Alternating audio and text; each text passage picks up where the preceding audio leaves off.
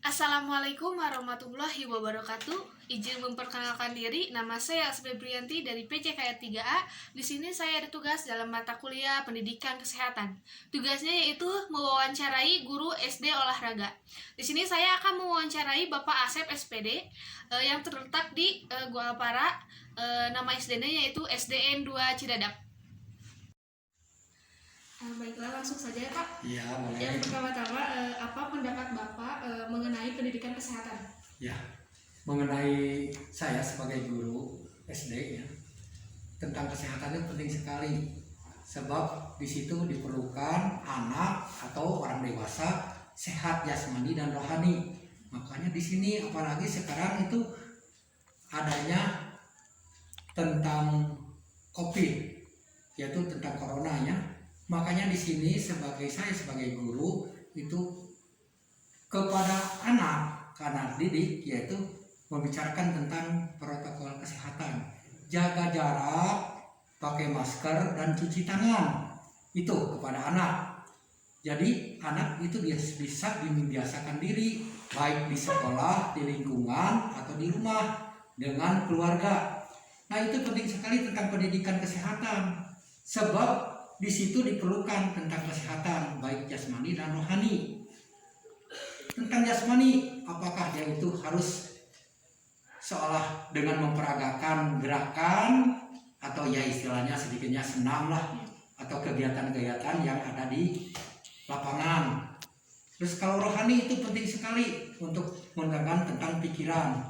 Nah itu, apalagi sekarang itu kan banyak terjadi kegiatan seperti corona itu ya. Karena apa? Orang tidak memperhatikan tentang kesehatan itu. Jadi membiarkan apalagi kata pendapat orang-orang di sini mungkin ya, saya mah di kampung ieu moal katrap. Padahal itu tidak tentu ya. Sebab tentang penyakit itu mungkin dia itu datang dari orang ke pasar atau orang-orang yang datang dari luar ke Guapara ya, itu apalagi sekarang seperti itu. Kita termasuk Kecamatan Sukaraja terdiri dari 28 SD termasuk SD negeri. Nah seperti SD Siap 2 ini negeri itu kata Departemen Kesdikbud yang bisa untuk tatap muka itu hanya satu SD. Yang mana SD itu yang ada di Kecamatan Sukaraja itu SD Langensari. Tapi itu baru diberitahu, belum disahkannya itu. Karena apa? Kalau SD itu dengan adanya tatap muka harus ada untuk ruang isolasi.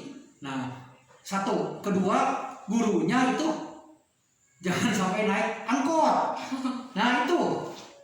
Kebetulan Langensari itu anaknya setempat di situ tidak jauh lah, cuma istilahnya tidak ada yang naik angkot.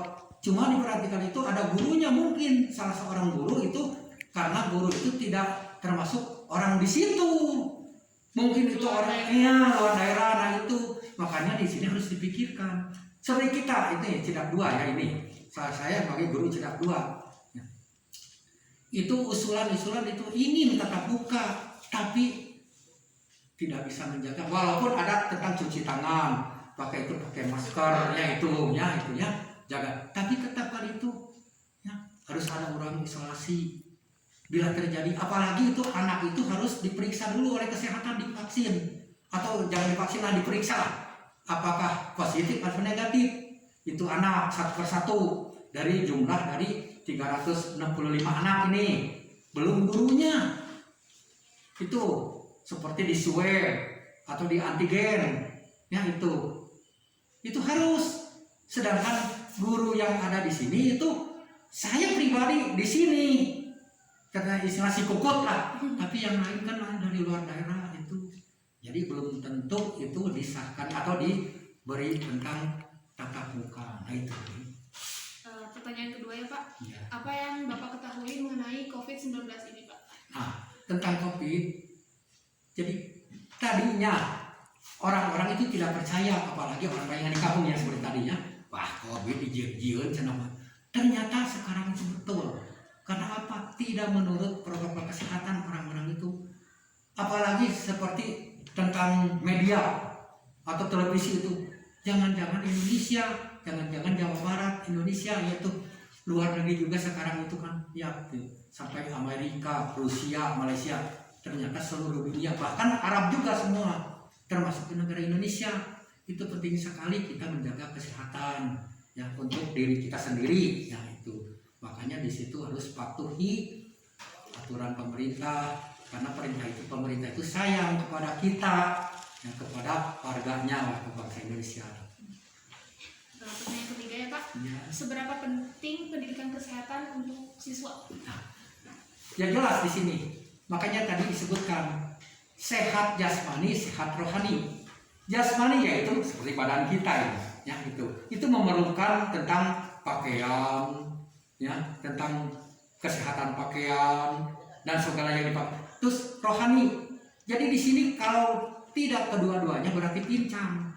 Contohnya orang dikatakan sehat jasmani tapi ingatannya, nah itu ingatannya kurang. Atau sebaliknya rohaninya baik, nah ternyata kelakuannya jasmaninya. Nah seperti orang-orang yang gila itu kan itu mungkin rohaninya baik atau jasmaninya baik bagus atau rohaninya jelek dan sebaliknya itu. Makanya penting sekali kepada anak. Nah itu ya, makanya di situ harus atur dengan cara belajar gitu di rumah.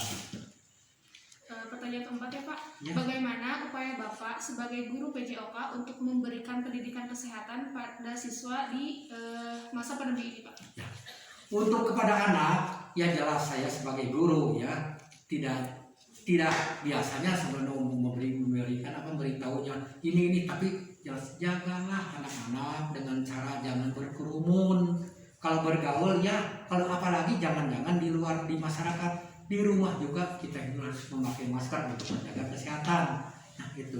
Jadi kalian itu cobalah cara belajar di rumah, ya itu. Ingat kesehatan, jaga protokol kesehatan.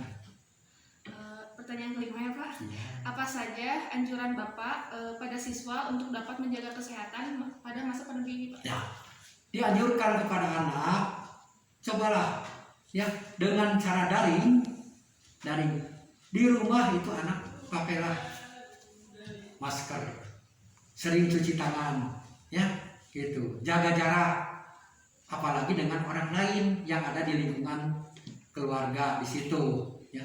Dengan cara ini kita insya Allah lah mungkin kan ya, karena dunia ini kan istilah bencana semua itu tentang COVID atau Corona. Pertanyaan terakhir Pak, apakah dengan adanya COVID ini sangat merugikan bagi Bapak? Ya jelas merugikan.